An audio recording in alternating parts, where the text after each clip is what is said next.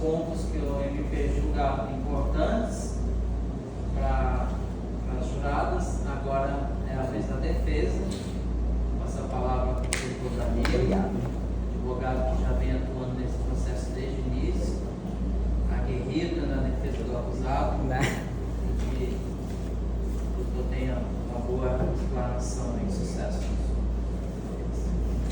Certo, eu quero cumprimentar primeiro Vossa Excelência, o qual eu tive a honra e o prazer de conhecer há alguns meses, né? Salvo engano, tem mais ou menos um ano.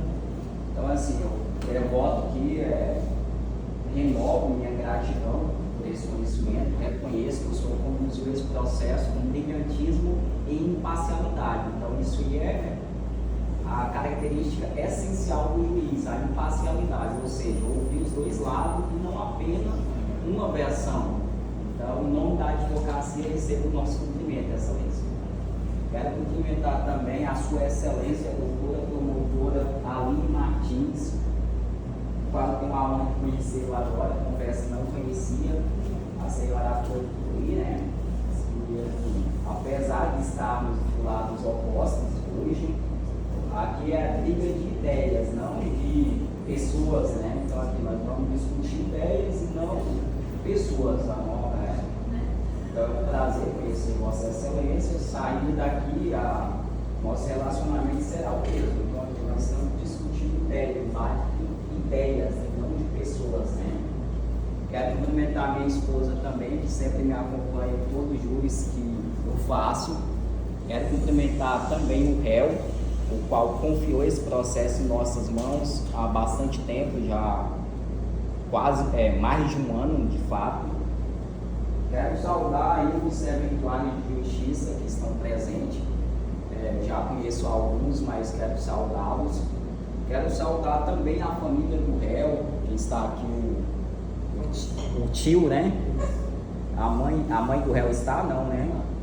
Eu quero saudar também a mãe do réu, os familiares do réu, né?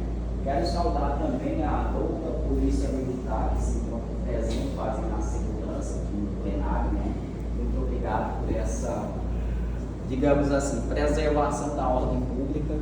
E por último, quero saudar o Conselho de Sentença. Não que Vossas Excelências sejam melhores aqui. De fato, hoje Vossas Excelências são uma parte dos componentes mais importantes aqui do júri. Por quê? Porque hoje são Vossas Excelências que irão decidir a vida de um semelhante. Então, o que eu peço? Eu peço apenas para ouvir também a versão da defesa.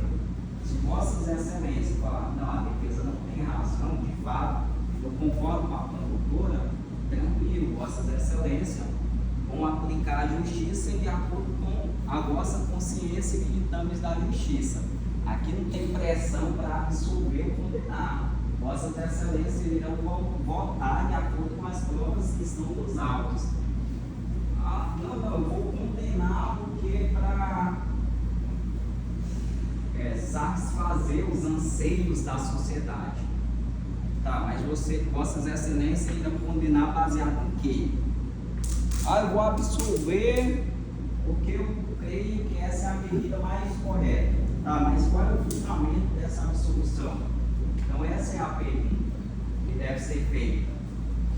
Então, Vossas Excelências, o que eu peço é somente se atentar também às palavras da defesa.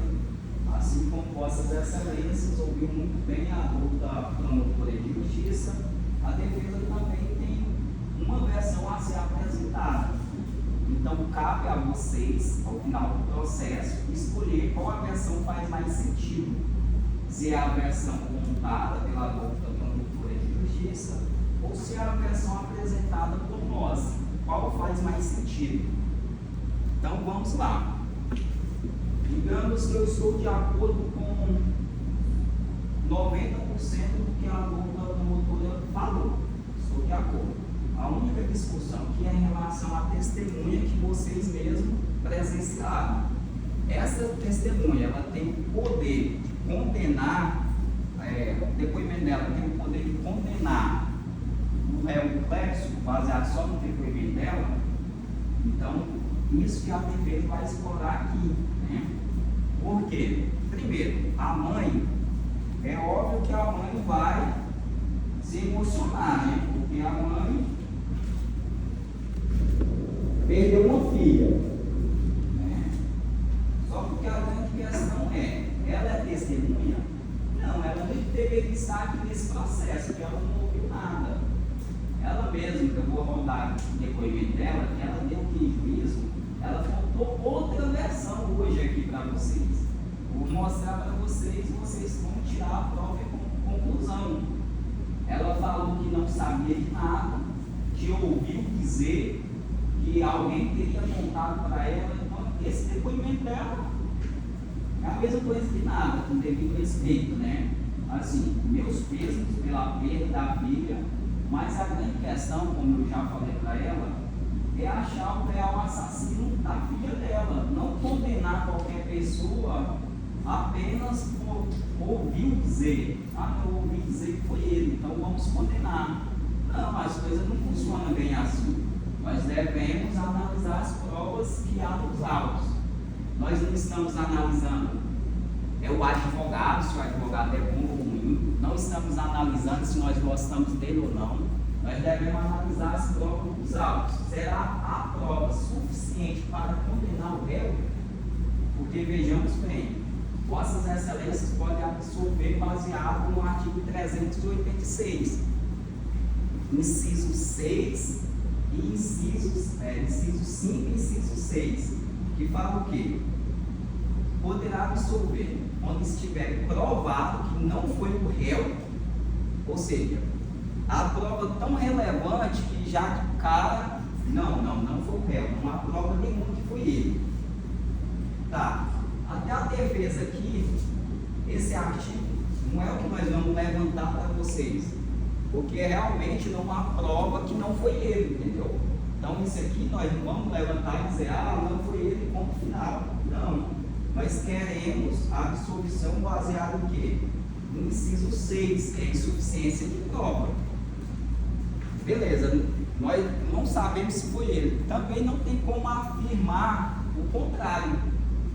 Então nós ficamos em dubiedade. Foi ou não foi? Como que é resolvido isso? A própria lei está falando. Artigo 386, inciso 6, fala da insuficiência de prova. Não há prova suficiente para condenar ele.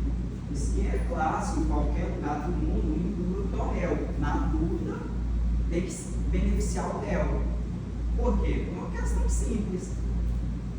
É melhor um culpado solto do que um inocente preso. Eu vou condenar ele, mas eu tenho um pouquinho de dúvida se ele fez ou não fez. Então caberá uma solução. É eu que estou falando isso? Não. Vossas Excelências poderão muito bem, ao sair daqui, consultar o artigo 386 do Código de Processo Penal, inciso 6, e ler. Lá vai falar da insuficiência de prova. Eu vou ler para Vossas Excelências.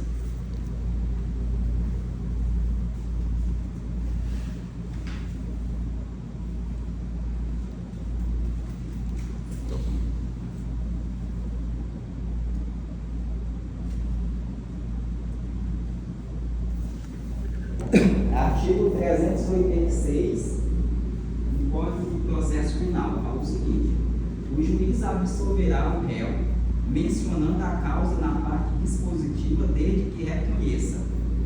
Inciso 5. Inciso 4, melhor dizendo.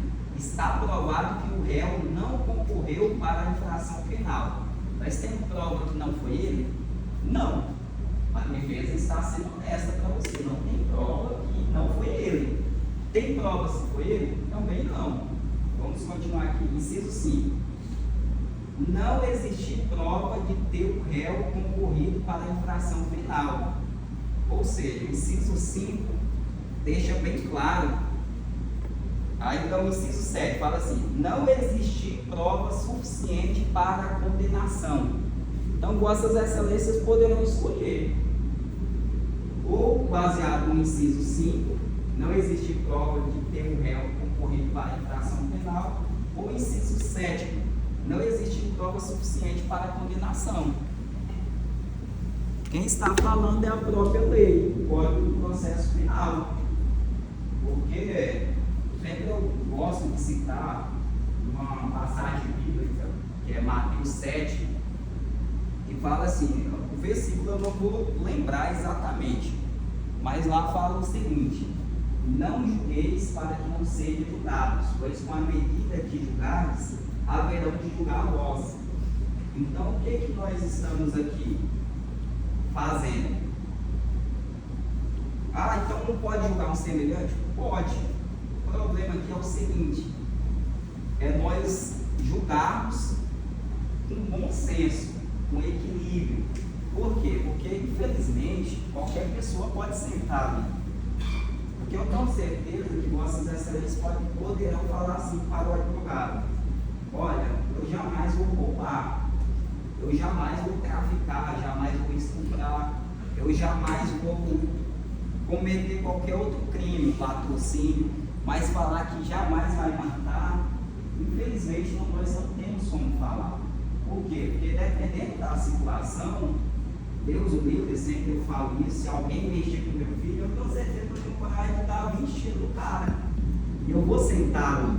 Foi legítima defesa? Não. Se eu dei 20 tiros no cara, não foi legítima defesa. E corre o risco de eu ser condenado. Então, assim, o que eu peço não é para ter dó dele, é simplesmente para o quê? Olha, vou analisar as provas, se tiver prova suficiente, iremos condenar. Se não, vamos deixar isso quieto. A douta promotora de justiça, ela explanou muito bem, e aqui vai o meu suplemento novamente, e aqui nós estamos explanando teses. Ela tem a convicção dela, e a defesa tem a nossa. A doutora Aline Martins, ela é uma promotora que, digamos que ela é ad hoc. O que é uma promotora ad hoc? Que ela está só realizando esse ato. Ela não é desde o início do processo.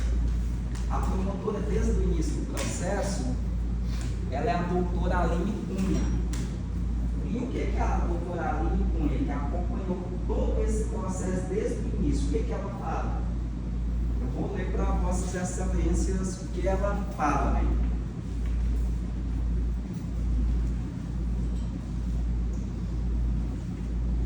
Só um momento aqui.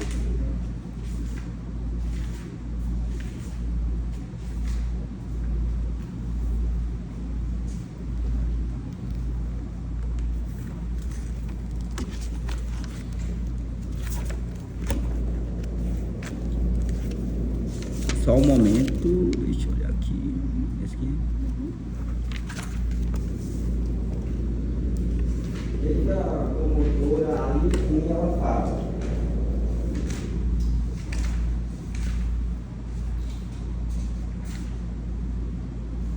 assinatura da doutora Aline Cunha, promotora de justiça. Aline Cunha, que é a promotora, né? O que ela fala? Ela já tem uma posição totalmente oposta, já concorda com nós, porque a douta é promotora de justiça. Com todo respeito à explanação dela, mas em quem nós devemos confiar? Uma pessoa que está, assim, eu não estou falando dela, estou falando da tese, né, dela. Não estou falando que ela é, pelo contrário, pelo pouco que eu pesquisei aqui, ela é uma excelente promotora. Aqui nós não estamos em discussão a carreira, se ela é não, ela é excelente promotora e ela já deixou bem claro na explanação dela. Mas a doutora Aline Cunha, que ela acompanha esse processo desde o início, ela é clara e afirmada. Vou ler só alguns trechos, o que ela fala. A doutora também, ela tem essa informação das alegações finais, que é quando já acabam as audiências e tudo mais, aí o magistrado pede para fazer as alegações finais. Primeiro a defesa faz, primeiro a promotoria faz, depois a defesa. O que ela fala nessas alegações depois de ouvir todos? Ela é a promotora do início do processo. Ela fala o seguinte: conquanto a autoria restou prejudicada, uma vez que nenhum depoimento testemunial conseguiu afirmar com certeza que o senhor Clébio Paulo Vera fora o autor dos fatos. Destarte, as provas que foram produzidas nos autos, bem como as inquéritos policiais que foram ratificadas durante o transcorrer do processo, não são suficientes para comprovar a autoria do homicídio, no caso, né? Ela colocou tentativa de homicídio, mas eu creio que ela se enfiou um pouco na tentativa, né? Suficiente para comprovar a autoria do homicídio. Promotora que acompanhou esse caso desde o início. Assim, com todo o respeito que eu tenho aos promotores, aqui nós temos que acreditar na palavra da própria promotoria, porque ela acompanhou todos os detalhes. Ela não pegou o processo há pouco tempo e deixou passar algumas coisas, não viu algumas coisas. Não, ela acompanhou todo o processo. Inclusive, esse processo ele é público. A doutora Aline Cunha, ela estava convencida que foi ele. Aí eu fui conversar com a doutora Aline Cunha, que é a promotora responsável pela marketing do repartimento, e falei: Excelência, vamos analisar novamente, porque de fato não há prova suficiente que foi ele.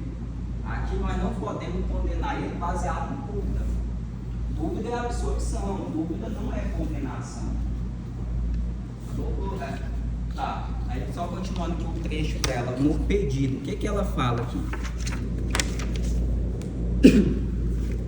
Continuando, a promotora falando, não é nem a defesa, é a própria promotora.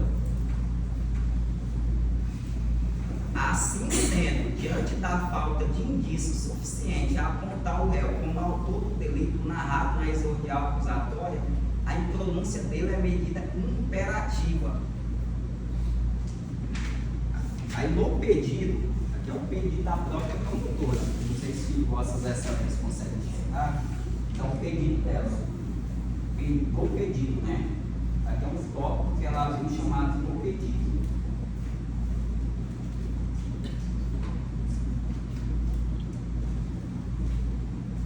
Esse tópico eu vou lembrar para vossas excelências. O que ela fala no pedido?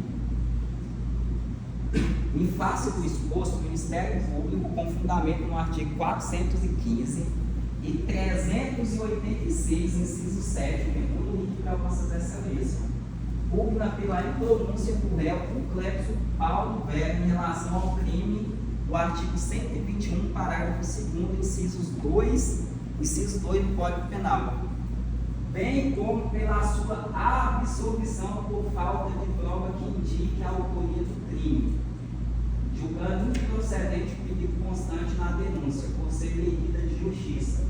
Daqui a própria palavra da promotora que acompanha esse caso desde o início.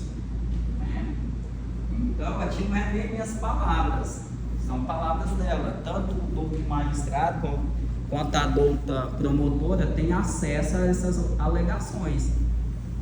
Se Vossa Excelência quiser depois pedir para ela mostrar para Vossas Excelências, ela mostrará e falará a mesma coisa que está aqui no processo.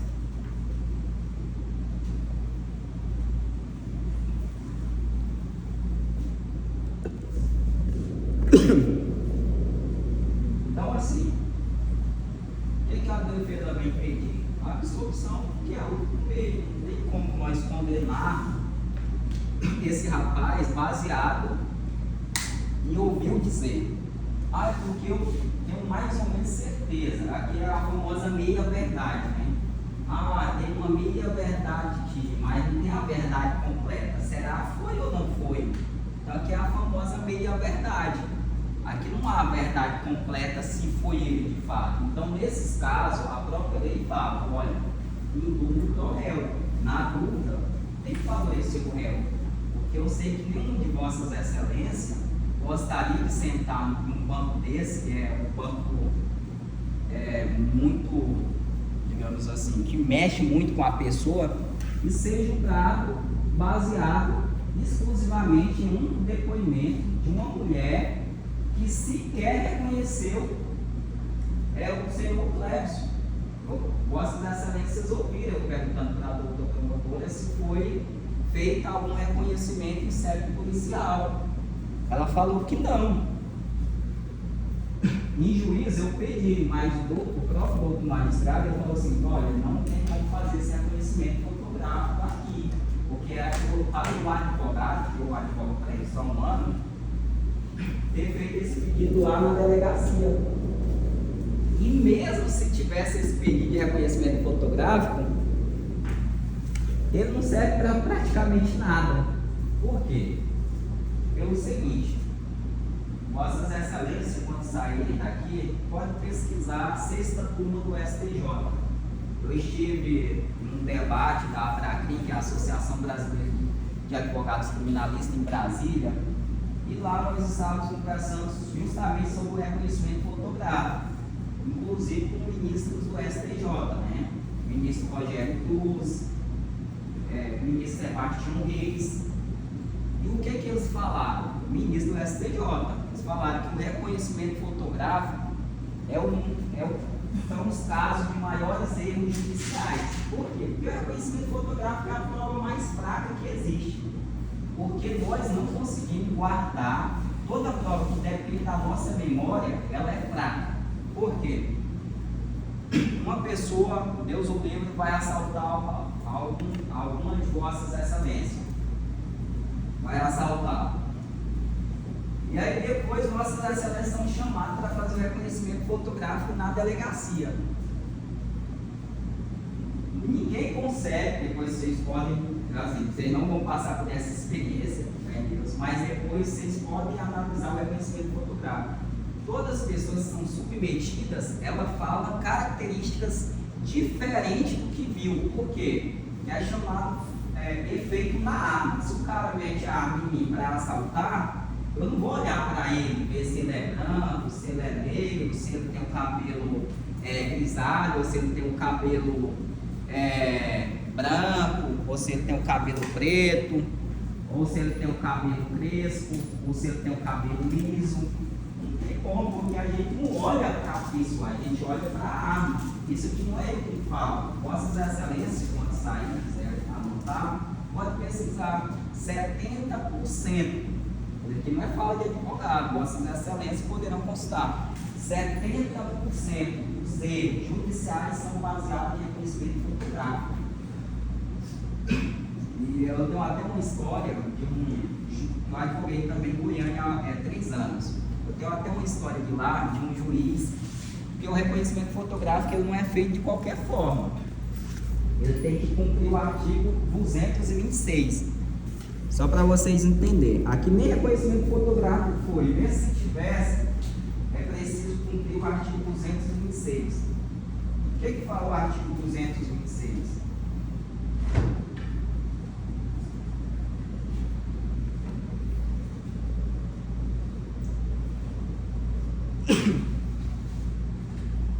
Vamos lá. Ó. Quando houver necessidade de fazer o reconhecimento de pessoa, proceder-se-á pela seguinte forma: a pessoa que tiver que fazer o reconhecimento será convidada a descrever a pessoa que deva ser reconhecida.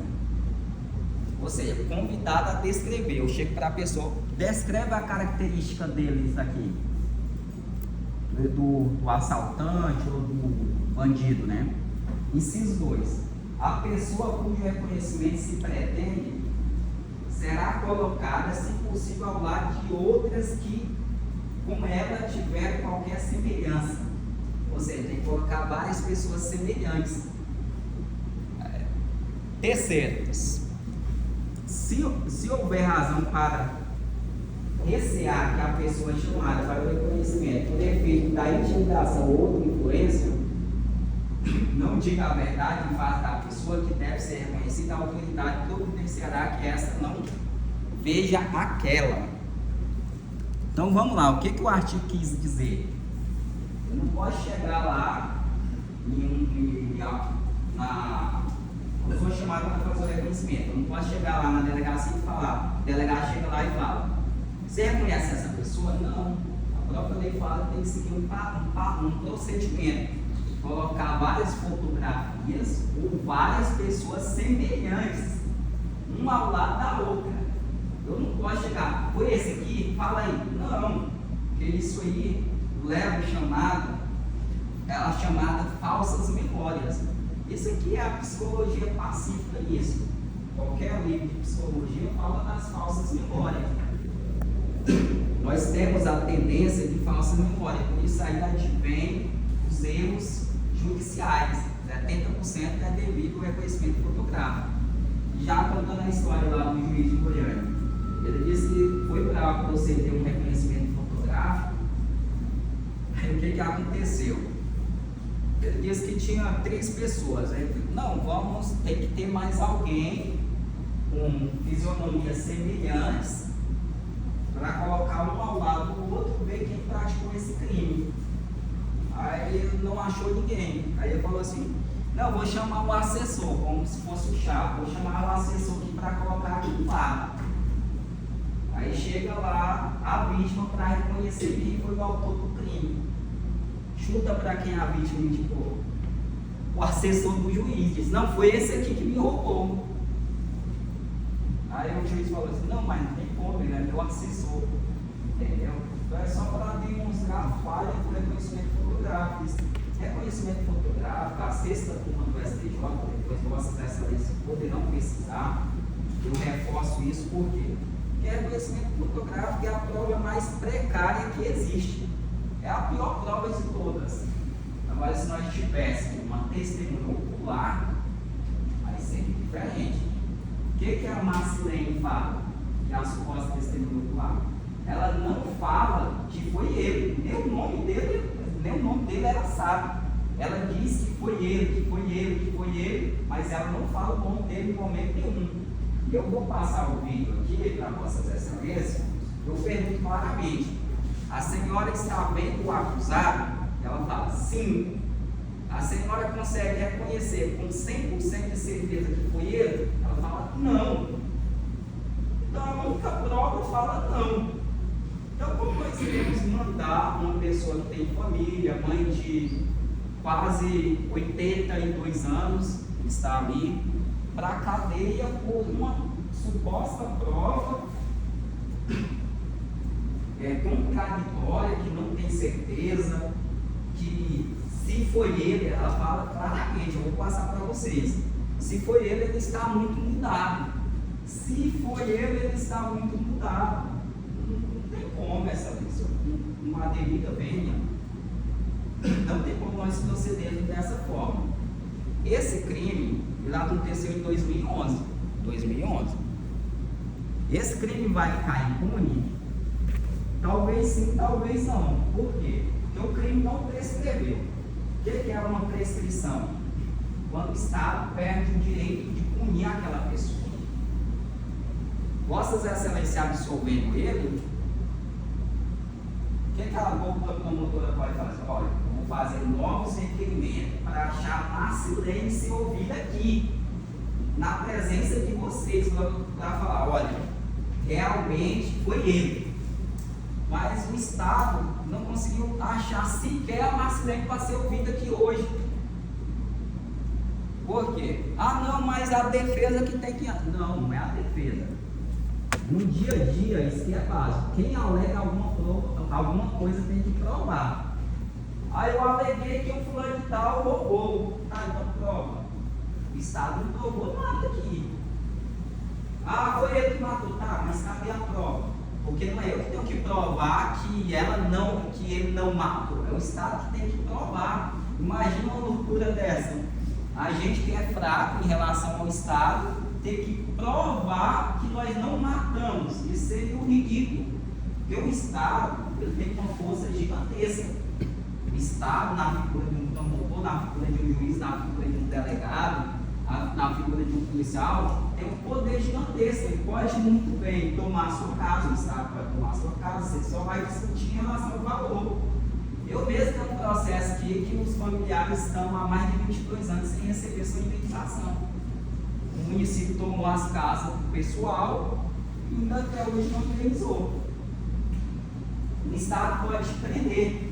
Ah, não, mas aí você vai vai ter que provar que você não fez, não. É o Estado que está falando que você é o culpado, que tem que trazer todas as provas convincentes. Olha, a prova está aqui, então vamos condenar. Eu, como advogado, outra coisa que eu preciso deixar claro, aqui o advogado pede não é só a absolvição. Se ele fosse culpado, porque eu cheguei nele e falei, o Clébson, aqui já é uma convicção minha dele, né? Foi você que praticou esse crime, cara? Fala a verdade do seu advogado, porque você sabe, se você mentir, pode te prejudicar bastante. Porque vai que descobre alguma prova aí, tem alguma filmagem, ou então tem alguma testemunha ali. Aí, o teu juro por Deus, não foi eu. Certeza, ele falou, certeza. Então, assim, eu trabalhando na negativa de autonomia justamente por isso, porque não há provas que foi ele. E as provas que foram apresentadas aqui foi uma só. Qual? Depoimento da Marcilene que sequer está aqui.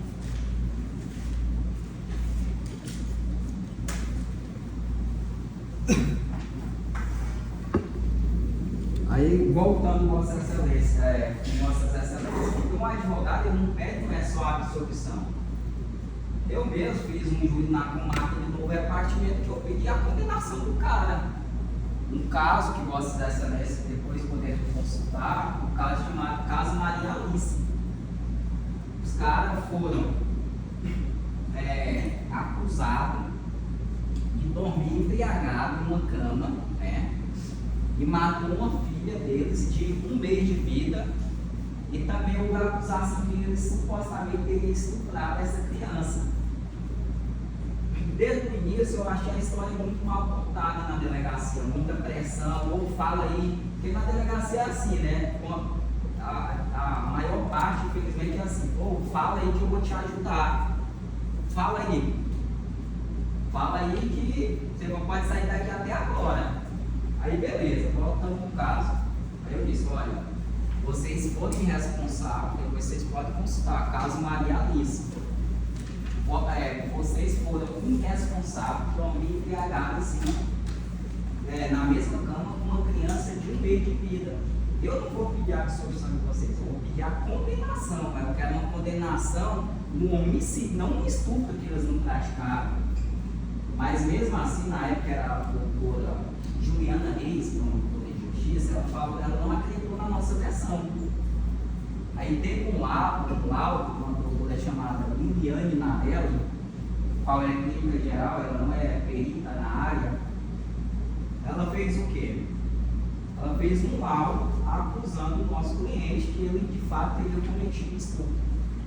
O que nós, defesa, tivemos que fazer? Contratar um doutor em perícia de Goiás, que é renomadíssimo, que é o Leonardo Cardoso, para provar que de fato não havia estupro. Aí o que aconteceu? O doutor Luiz Alberto, que é colega da promotora lá de Curitiba também, que é um promotor de justiça, ele chegou e falou, doutor, eu vou pedir a condenação do estupro porque eu creio que houve. Eu disse, não, beleza, essa questão. Aí chegou lá, ele ouviu o perito. Sabe o que aconteceu quando o promotor ouviu o perito? Ele falou, olha, eu realmente equivoquei. De fato, depois que eu ouvi o perito, eu não tenho a certeza se houve estupro. Em relação ao estupro, sabe o que ele pediu? Absolvição. Vossas Excelências poderão consultar esse caso. Então, assim, mais 90% do processo estava sustentando que houve estupro. E aí, mesmo assim, o pessoal foi condenado, né, o casal. Nós recorremos, porque o próprio laudo prova que não houve estupro. E provavelmente vai ser absolvido, anulado pelo Tribunal de Justiça, né, porque é uma condenação contrária às provas dos autos.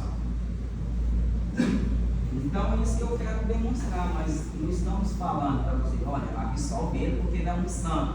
Não, absolve ele porque não tem prova suficiente para condenar. É isso que eu estou falando. Tem prova que não foi ele? Não, infelizmente a defesa não tem o poder como o Estado para ir atrás de prova.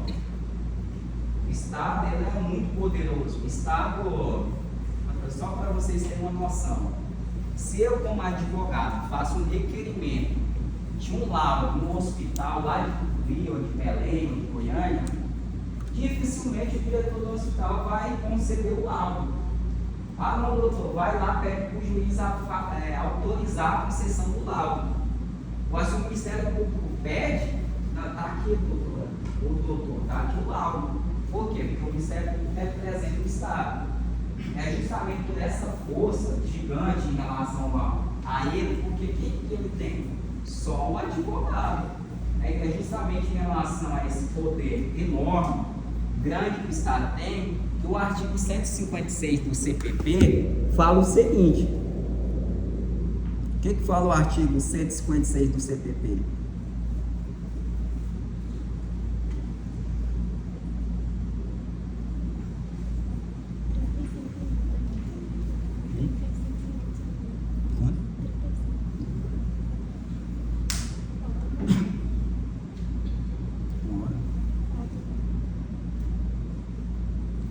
Olha o que fala o artigo 156 do CPP. Tá sem internet aqui.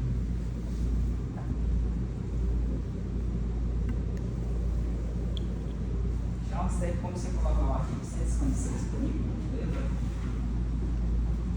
Estou sem internet aqui.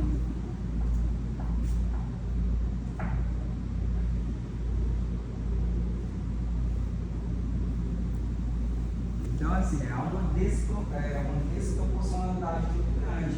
Eu, como defesa, eu como localizar a testemunha Marcilene, que é a testemunha chave. Vocês só devem absorver ou condenar baseado no depoimento da Marcilene. Mas a Marcilene não foi encontrada para estar hoje aqui ou por videoconferência. O Ministério Público ou o Estado, se quiser, consegue encontrar tranquilamente. Por quê? Porque tem informações privilegiadas em relação à defesa. Pode consultar no TSE, pode consultar na Receita Federal, pode consultar na Equatorial, os dados cadastrais, pode consultar no Sistema Prisional Federal, Prisional Estadual, Sistema Prisional Federal, pode consultar pode consultar no Bacen, pode consultar em vários órgãos que é possível localizar. E por que essa testemunha não foi localizada? Porque eu, como defesa, eu não tenho medo de ouvir ela. Inclusive, eu pedi para ela ser ouvida. E por que ela não está hoje aqui? Porque, infelizmente, eu não tenho como localizar ela. Se eu localizasse, eu gostaria que Vossas Excelências ouvissem. Então, o que acontece? Aqui, há uma única prova. E essa prova ela não é robusta, ela é uma prova fraca. Por quê? Porque em um momento ela fala assim, olha, quem cometeu era cabeleireiro, ela não fala o nome dele, ela fala ele que cometeu. Por quê? Porque ele faz surgir esse boato. Por quê? Porque quando ele ouviu essa notícia do colega dele, ou não sei se era colega, ele fala o quê? Olha, morreu uma pessoa ali, estão falando que é você. Ele pegou e foi para novo repartimento, ele não fugiu. Se ele tivesse, ele morou toda a vida em novo repartimento, e eu vou mostrar para você. E por que o Estado não foi atrás? Essa CNH dele aqui é 2 anos depois, ó. Não sei se pode ser 26 de 3 de 2013. Aqui não dá nem 2 anos a expedição dela.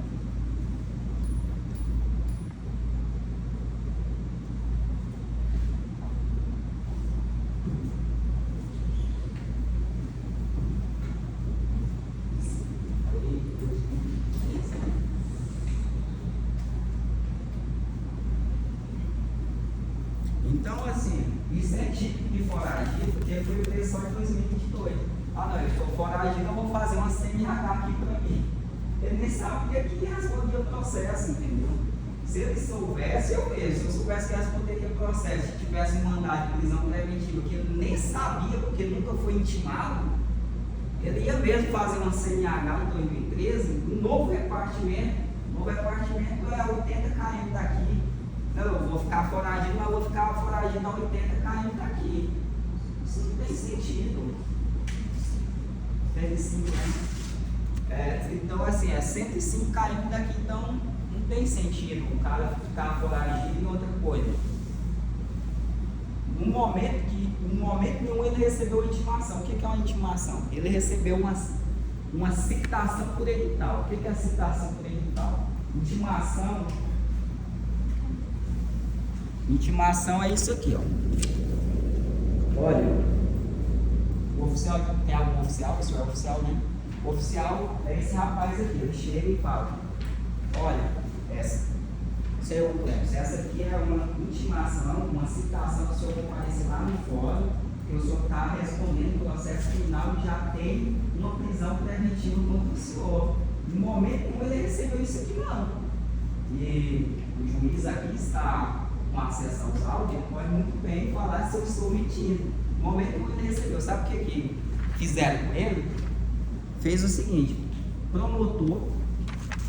primeiro promotor de 2013, eu vou mostrar a denúncia aqui. A denúncia vocês ficam impressionados. Essa é a denúncia do promotor. Uma página, 2 páginas. Acabou a denúncia. Que não tem mais denúncia. Aí o que o promotor fez? Já pediu a prisão preventiva dele. Ao invés de entregar a intimação para ele, citaram ele por edital. O que é edital? Olha, vamos fixar aqui na parede do fórum aqui mesmo. Aqui, ó.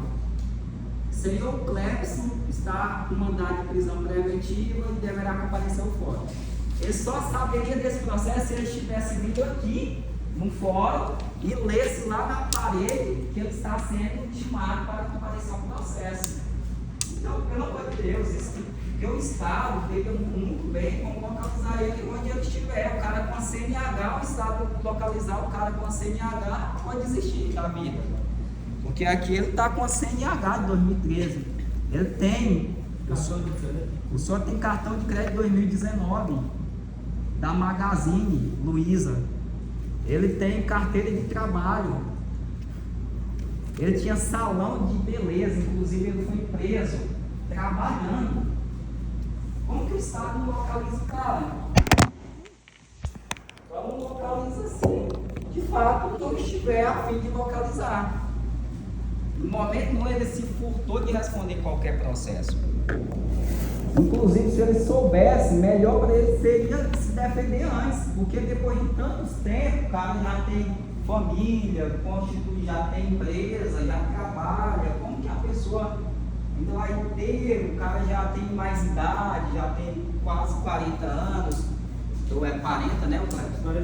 43 anos. Então, assim, depois de 2011 até o presente momento, quantos anos se passaram? E aqui a mãe, eu vou passar o depoimento dela, tem como passar em tanto. Não, calma. Tá.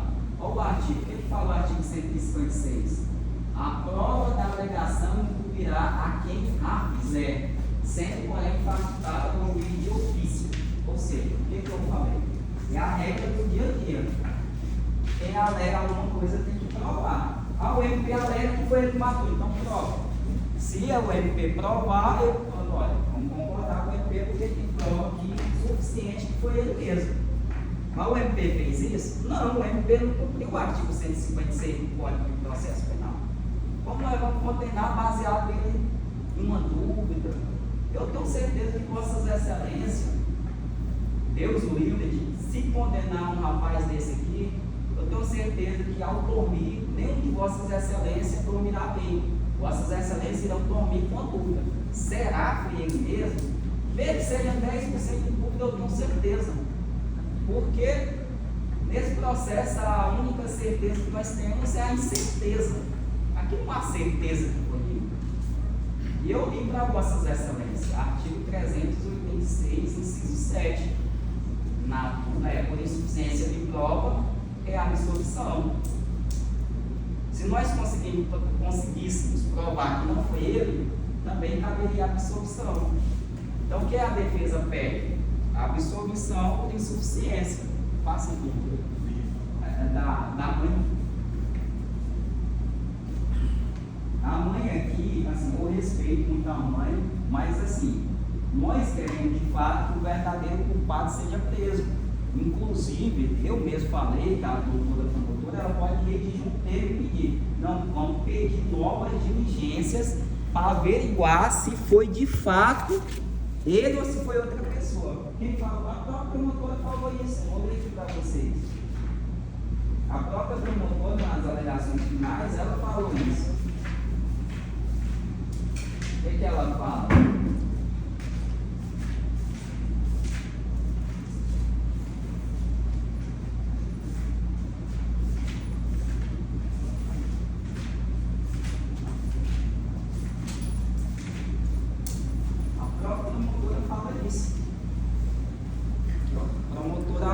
Que a promotora que acompanha o processo desde o início.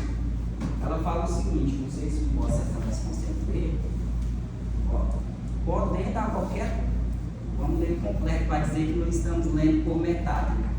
Portanto, diante da não ocorrência de indícios suficientes de autoria, a opção fundamental a ser tomada é da impronúncia da absolvição do réu, o que significa julgar improcedente a peça vestibular e não a pretensão punitiva do Estado, podendo a qualquer tempo, se porventura novas provas advirem sobre este mesmo fato,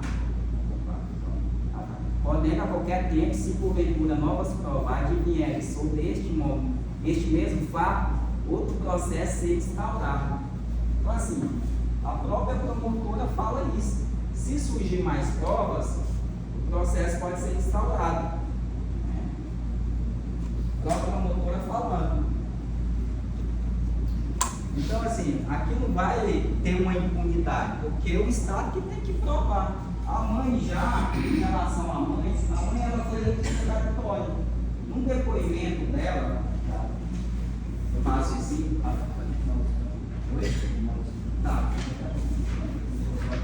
própria em 2011, eu vou ler o que ela falou em 2011. Por uma questão de lógica. O que mais parece com a verdade? O que é mais verossímil? Uma pessoa que em 2011, porque 2011 está mais próximo do fato, lembrar do caso, ou depois de vários anos,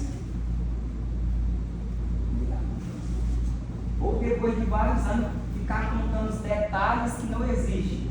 Porque aqui, vou mostrar o que ela falou em 2011, poucos dias depois do fato. Aí Vossa Excelência tira a conclusão. O que mais parece com a verdade? O que ela falou em 2011 ou o que ela está contando agora? De ouvir dizer, porque ela nem estava lá, estava no tudo.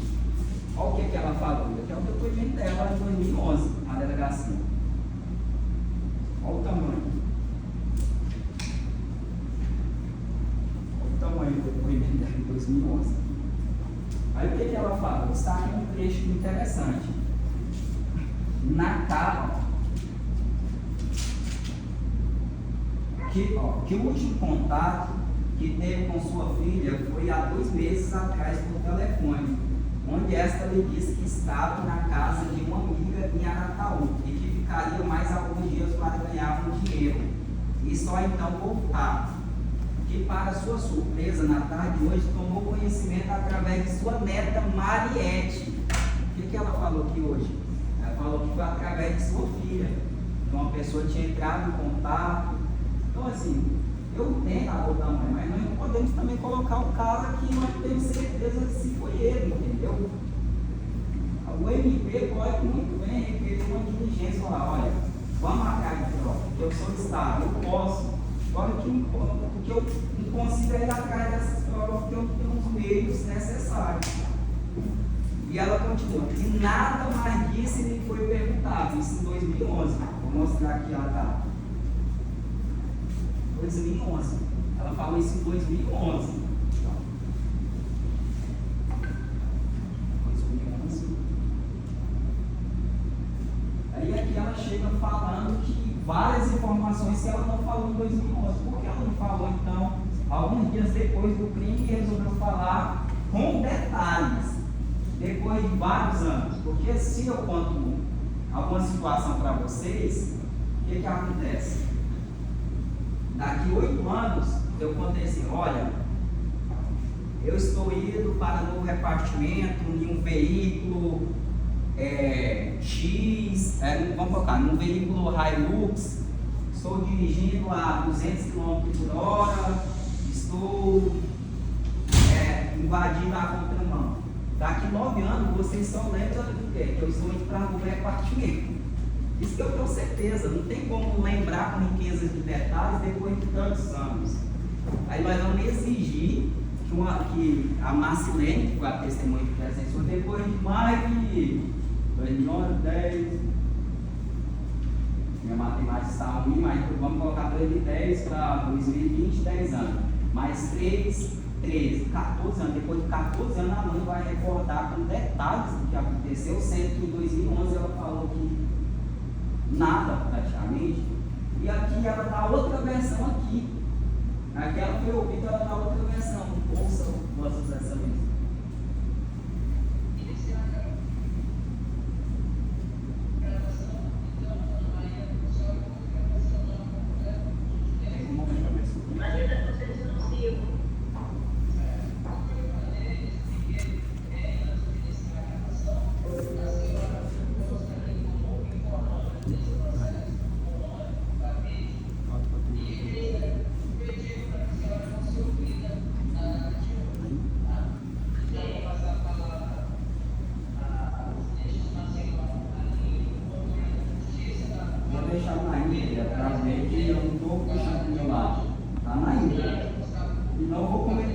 Vossa Excelência tirar a conclusão de você.